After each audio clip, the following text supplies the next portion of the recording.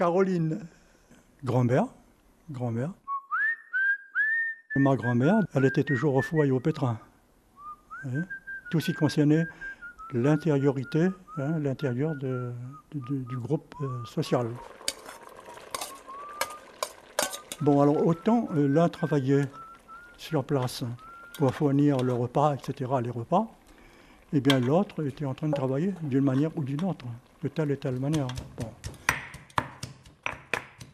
À l'époque de mes grands-parents, c'était la femme au foyer qui faisait tout le travail. Vous voyez ? In, tandis que l'homme était out. Ben, je suis né le 30 avril 1930, à 4 heures du matin. Et donc, à partir de là, eh bien, j'étais comme tous les gosses du village, aux environs. L'homme kaki, le kaki, avec le chapeau. Le chapeau d'abord, le casque après. Le chapeau de paille, c'était bon, mais pour s'empêcher un peu de soleil, tout ça. Mais autrement, ben, c'était pas les cérémonies. Ouais, il fallait être bien vêtu. En kaki, oui. Eh bien, pour les dames, je ne saurais trop quel terme il faut mettre pour la grande robe. Vous voyez. Eh bien, c'était de grandes robes toujours. Hein.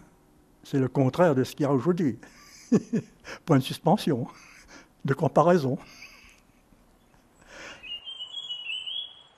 Il y avait la capeline qui venait. Et puis de notre façon, c'était une bonne chose à cause du soleil.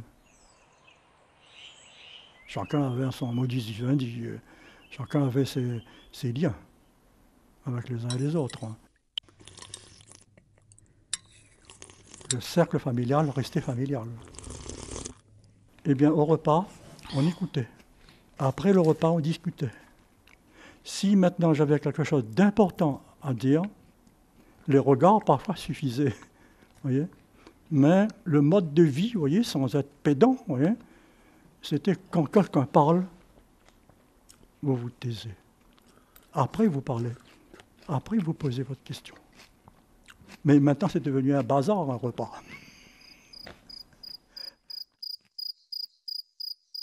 Je me souviens aussi de cette période où mes grands-parents m'ont accompagné dans la réflexion, parce qu'il y avait beaucoup de questions qui se posaient à la réunion à l'époque.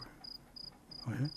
La couleur, les religions, la façon de se comporter, le lien avec les uns et les autres. C'était nécessaire. Disons, le dialogue était public.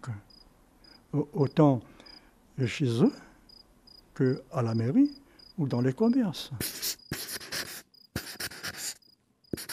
Ma grand-mère, elle pouvait écrire, mais très peu. Très peu. Mais elle savait parler. Mon grand-père aussi, mais lui, il s'est débrouillé après parce qu'il était élu maire des Avirons. Ben, il fallait quand même un minimum. Et mon grand-père, lui, ben, évidemment, il faisait de la politique comme beaucoup d'entre eux.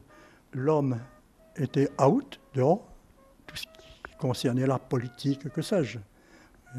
Tandis que maintenant, il y a un melting pot complet. Et ça, c'est formidable, c'est positif. Nous, mes grands-parents et mes parents avaient toujours des liens avec la population. Ouais.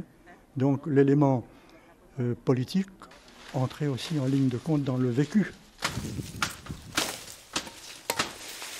Ils ont été à la fois paysans et en même temps dans la population.